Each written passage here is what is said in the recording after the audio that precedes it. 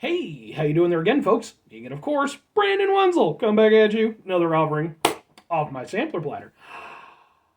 Yes, you folks, sampler review series I'm doing for a little while now. Where I go over there, try food and drink items. I ate the stuff, I drink stuff, folks. Then I'm going to talk about this stuff. I'm going to let you know all you need to know about hopefully delicious crap. Whilst hopefully with no more helicopter interruptions. I went over there, I was filming this very review. And helicopter just decided, I'm just going to go over there and fly around this neighborhood, and I'm going to make a bunch of noise and be annoying. Luckily, I didn't go over there and open up the item and such and start, doing the proper review. I was still in the intro, for those of you who complain that my intros take too long. Maybe it's because I'm trying to avoid helicopters getting in my way. Did you ever think of that? No, you only think about yourself.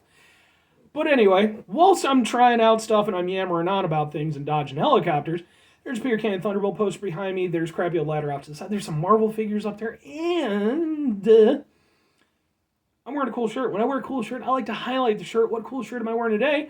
Boom! Cybertronic spree.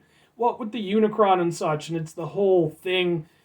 Led Zeppelin, I love music, but like the older stuff. Not hating on it. Not hating on it.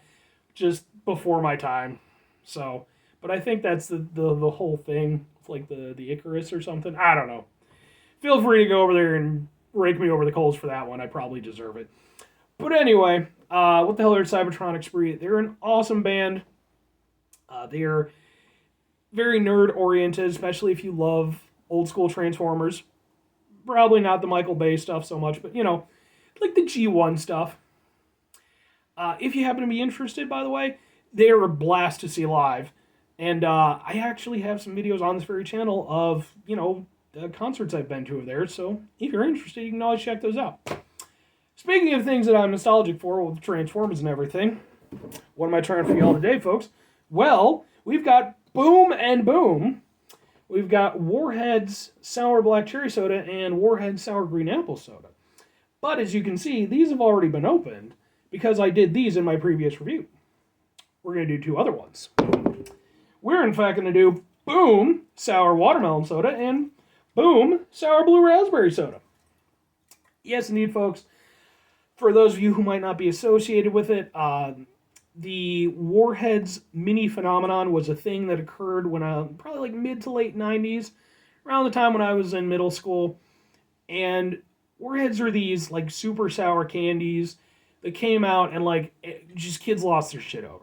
It was a whole thing. It was like a miniature cultural phenomenon in the United States during that period of time, at least around where I lived.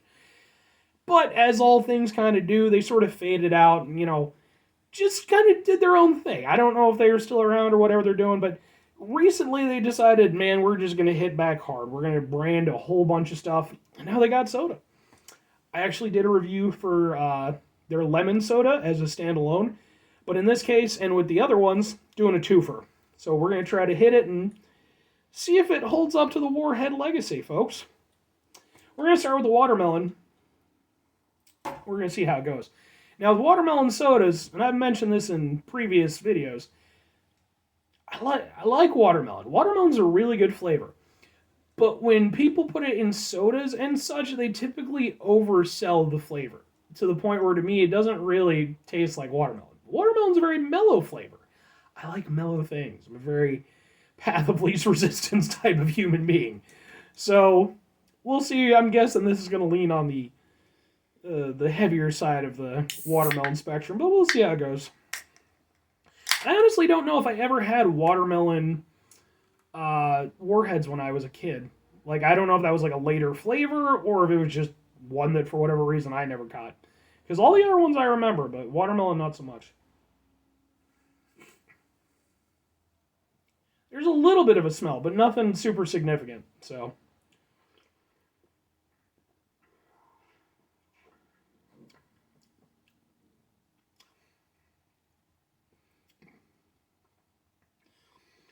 Okay. All right. My takeaway. It's good. I like it. They actually didn't go over there and oversell the watermelon flavor, surprisingly enough. My go-to example with that is Crush Watermelon. I love Crush. I think it's a great soda product. Their watermelon soda, it's not bad, but it tastes like you're drinking a watermelon Jolly Rancher. Now, if you're a big fan of Jolly Ranchers, that's your business. I'm not so much. Every now and again, kind of thing. For me, it's a little bit too much. This does not taste like that. It's actually a fairly mellow watermelon flavor, but it's just backed up with some sour and some tartness. And the key thing is that in having the more mellow aspect at the front of it, it seems to somewhat mitigate the sour and the tartness at the end. Like with the black cherry, that definitely had a stronger sourness and tartness to it. This, it's still there, but it's reasonable enough that it kind of gives it a nice bite. I can hear that fucking goddamn helicopter again. I live over airspace, so it's like, every so often, helicopter or plane or what the fuck ever.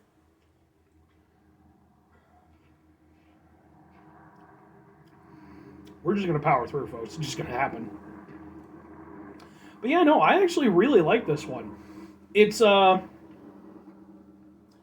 like the watermelon aspect of it, and I actually think in this instance, the sour and the tartness, they act as a nice little counterbalance. They didn't go overly so with it, and instead it kind of like going off the green apple soda one, it gave it a little bit of a crispness to it. And I think that's kind of what this does with that. And I actually really like this. Yeah, I wasn't expecting it so much. I mean, I figured it'd be okay, but I was a little bit worried about what they were going to do with it. And instead, it's actually really solid. I like it. Okay. Warheads Soda, I see what you're doing. Now, here's the big one for me, folks. Warheads Sour Blue Raspberry Soda. I saved this one to the very last because, two reasons. Number one, the sour, the blue raspberry Warheads were the very first ones I ever tried. I distinctly remember I was hanging out with my friends Sam and Anthony, and I think that, they would have had to have been the ones who introduced it to me, and I always felt that this was the most sour of the Warhead candies. Because they definitely were not. They might have used the same amount of sour ingredients, but some of them just highlighted it more so than others. Raspberry by itself is already pretty tart, so I think it played better with that. So I'll be interested to see what happens here, especially because I'm not a huge raspberry guy. So soda iterations, hit or miss. Let's give it a shot. Okay. It has more of a smell than the watermelon one. And it has sort of a light raspberry scent. So.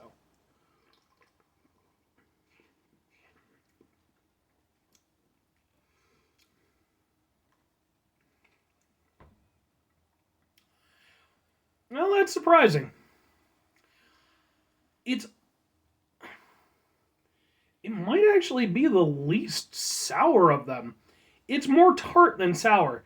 With the black cherry, ironically, because the candy wise, I always felt it was the least sour and the most flavorful. With that one, I felt like the soda, they pushed the sourness the most. And with this one, I think they kind of just let it be a blue raspberry soda and then kind of amped up the tartness of it a little bit. Which isn't a terrible idea. I actually did a review. I don't think it's up. I don't know if it'll be up at the time I'm doing this or whatever, because I do these in batches, and there's typically no continuity to it. It's just kind of whatever seems the most relevant to post at the time. But I did a blue raspberry soda. It was like a craft soda, and I wasn't terribly impressed with it. This, I think, is actually probably a better blue raspberry soda.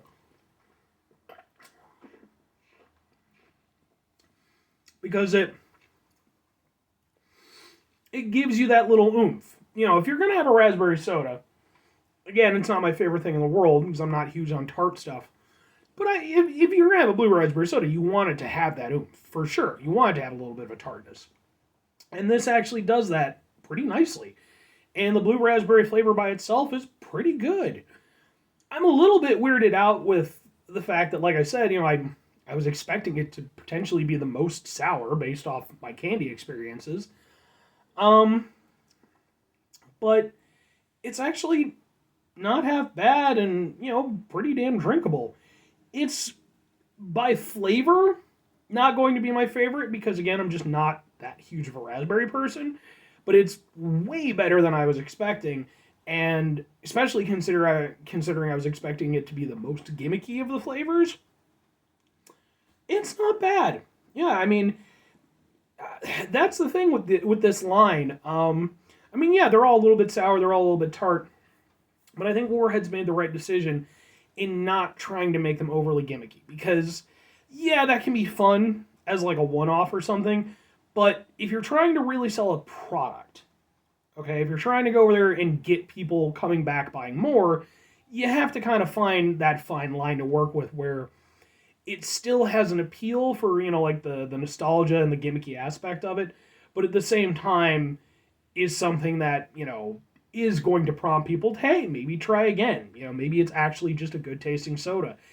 And I think that's what Warheads has really done successfully with this line. I've enjoyed all of them.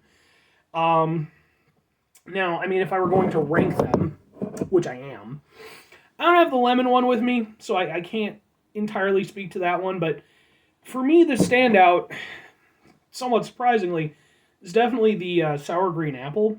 I really like this one, especially because I like apple soda a lot. I thought this was really great. Then I would honestly probably put the watermelon. I think it's a nice mellow drink, and it's very drinkable, which is I like. It's honestly one of the better watermelon sodas that I've had. After that, you got the black cherry and you got the blue raspberry.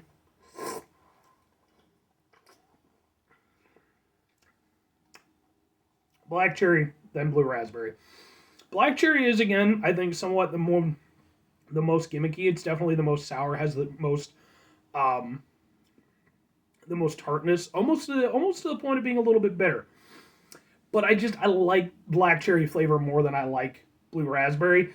So in this case, it was one of those things. It's less an issue that the blue raspberry lost, more so that the black cherry won. Like it was always going to be an uphill battle. This would have had to have really sucked for it to not have won out. But the blue raspberry is actually really good too. So yeah, I wouldn't say that there's a bad one in the bunch. And I think that if you're somebody like me, why would you be somebody like me?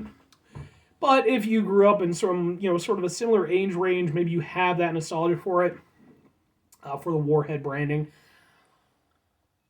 you could do way worse. And like I said, I think if nothing else, you're maybe not going to get the pop, that you're expecting, pun intended. It's not going to go over there and blast you out of your seat or anything like that. But at the end of the day, they're all tasty and flavorful sodas that they make a nice little run. I don't know how long they're going to be a thing. I don't know if they're limited or whatever is going to be the case, but I don't mind seeing them stick around. And a lot of times with gimmicky items, I want them to exist, and then I want them to go away. Then I want them to come back in like 15 years. With these, they're genuinely just solid sodas, so I would actually be okay with seeing these, on storefronts. I think there's a market aspect for them, and I think that they provide a nice, tasty little piece of that market. Anyway, folks, that's going to do it for me on this one. 5 things before I get out of here. Have yourself a great rest of the day, spectacular rest of the week, monumental rest of the month, stupendous rest of the year, and folks, if you could go over there and have yourselves a truly Warhead-tastic rest of your life, because, they faded out for a while, but they seem to be making a comeback. Like Limp Bizkit. There you go. They were from around that time period, too. Oh, I wonder if that'll be dated by the time this video comes out. Anyway, final 2 things before I get out of here, folks. Number 1, try to bring some positivity to the world. It's not always possible. It is, however, always appreciated. But we can't do it all the time. I know I can't do it all the time, folks. Here's what you do. You try not to be an asshole. Okay? Even in our love, especially in our love of nostalgia, folks. Okay? Because that can go over there and can not only blind ourselves sometimes, to the real, the reality of the past and the things that we partook in at the time. But at the same time, it can go over there and make us somewhat embittered towards new things. And I think it's very important to, to understand that, hey, life is fluid. It's going to change. It's going to, take the shape of the environments that it exists in.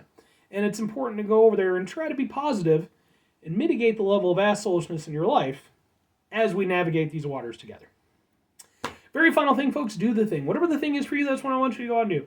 Folks, maybe you're going to go over there and you're going to try out some Warheads Soda. And maybe like myself, you're going to go over there and you're going to enjoy it. And then you go over there and you buy, I don't know if they come in packs. I've only ever seen them in, just the single cans. Maybe you're going to go over there, you're going to buy a few. And you go over there, you try them out, they're delicious and such like that. Maybe you decide you're going to save the cans, just for nostalgia's sake. You get put into a box in the back room or something. Fast forward, 50 years. Maybe your kids, your grandkids, are going over there cleaning out some stuff. They find the box. They look up on future eBay. And turns out that they're worth like $800 million a piece. Now, granted, for inflation reasons, that'll probably be about like $5,000 a piece. But hey, that's still like $25,000 if you have all five. It's not bad. Or conversely, maybe you just go over there and do something more practical than that, like install a bird feeder around your house. And then you go over there and get some hummingbirds and such like that. But if you're going to do that, make sure you look into the stuff you're supposed to actually put in there for them. You can go over there and cause them problems if you don't. All right. Bye.